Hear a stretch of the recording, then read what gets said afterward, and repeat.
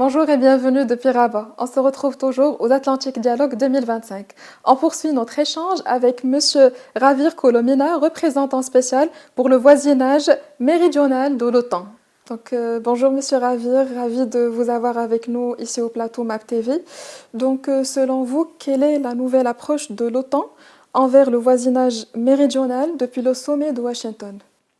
Merci beaucoup de m'avoir ici. Je suis très content d'être au Atlantic Dialogues et d'être à Rabat. Comme vous l'avez dit, c'est en 2024 qu'on a adopté le plan d'action pour le voisinage méridional. C'est une approche plus globale, celle qu'on a voulu nous donner dans notre relation avec le voisinage sud, avec les partenaires que l'on a dans le sud. Et les partenaires que l'on a, ce sont 12, de la Mauritanie, tout le Maghreb, le Moyen-Orient, le Golfe et l'Irak. Donc vraiment, c'est une partie du monde substantielle avec laquelle on a choisi de travailler plus et mieux. Sur plusieurs piliers, sur un pilier de relations politiques, sur un pilier de coopération pratique, les choses que l'on peut faire avec nos partenaires, les actions de construction de capacités de défense dans les domaines de la sécurité maritime, de la sécurité énergétique, du contrôle des frontières, les entraînements, les exercices militaires, l'interopérabilité. Il y a plein de trucs que l'on peut faire avec nos partenaires. Ça serait le deuxième pilier de ce plan d'action, de cette stratégie. Le troisième pilier, c'est la présence physique, un investissement majeur, être présent dans des événements comme celui-là, mais aussi une présence physique permanente. Et j'ai inauguré il y a 2 mois le premier bureau politique de l'OTAN à la région qui se trouve à Amman en Jordanie.